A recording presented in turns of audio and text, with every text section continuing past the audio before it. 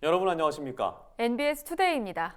정부가 이달 중 CPTPP, 즉 포괄적 점진적 환태평양 경제동반자 협정의 가입 여부를 결정할 방침입니다. 사실상 가입이 임박했다는 전망이 나오고 있습니다. CPTPP 가입이 결정되면 농업계는 농축산물 추가 개방이라는 악재를 맞닥뜨리게 되는데요. 후폭풍이 거셀 전망입니다. 김인경 기자가 전합니다. 정부가 이달 중 포괄적 점진적 환태평양 경제동반자 협정 CPTPP 가입 선언을 할 것으로 전망됩니다.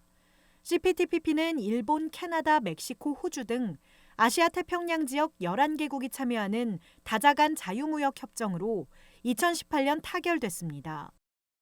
홍남기 경제부총리 겸 기획재정부 장관은 최근 열린 제1차 대외경제안보 전략회의에서 CPTPP 가입의 경제적, 전략적 가치, 국내 민간 분야 피해 등 우려 요인을 짚고 국익을 극대화하기 위한 향후 대응에 대해 관계부처 간 입장을 조율했습니다.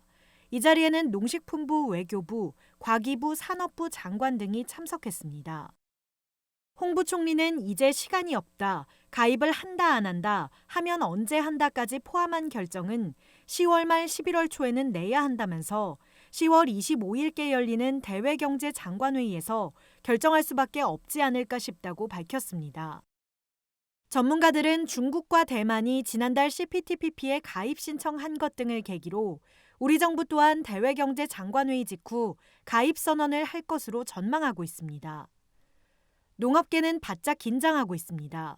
회원국인 캐나다, 칠레, 호주 등 대규모 농업 강국들이 우리나라의 농축산물 시장 추가 개방을 요구할 수 있어서입니다. 후발주자로 가입하려면 이른바 입장료가 필요하다는 겁니다.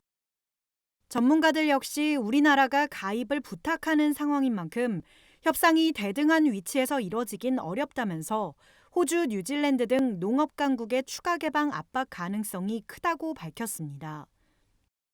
CPTPP가 기존보다 완화된 통상 규정을 요구하는 것도 문제입니다. 동식물 위생검역 SPS 규정이 대표적입니다. 동식물의 질병 범위를 국가 지역 단위에서 농장 단위로 대폭 좁히는 구획화 개념이 수입 허용 평가에 포함되는데 이렇게 되면 그동안 병해충이나 가축 질병을 내세워 수입을 규제해왔던 사과배 등 과일과 축산물의 수입 빗장이 열릴 가능성이 높습니다. 농민단체들은 잇따라 성명을 발표하며 정부의 가입 중단을 촉구했습니다. 4개 농민단체로 구성된 농업농촌을 사랑하는 학습단체 연합은 22일 성명을 통해 CPTPP 가입은 정부가 농업을 포기하겠다는 것이라면서 정부는 시장 개방에 맞서 농업 피해 대책 마련과 경쟁력 강화를 위해 어떤 노력을 해왔느냐고 반문했습니다. 이 어려울 때 농민들이 더 어렵게 만들지 않습니까? 이게 있을 수 없는 일을 갖다가 진짜 정부에서 일방적으로 밀어붙이는데 우리 농민들이 어떻게 되겠습니까? 사전에 대비할 수 있도록 어느 정도 시스템도 갖추고 농민들이 개방에 적응해 나갈 수 있는 걸 갖다 준비를 하고 해야 되는데 단계적으로. 한국농업경영인 중앙연합회 또한 성명을 통해 CPTPP 가입 선언 시 이를 농업 포기, 더 나아가 먹거리 주권 포기로 간주하고 대정부 투쟁을 전개할 것이라고 강조했습니다. 그동안 수많은 FTA 체결로 막대한 피해를 입은 우리 농업이 시장 개방의 희생양으로 전락하지 않기 위한 조치가 시급해 보입니다.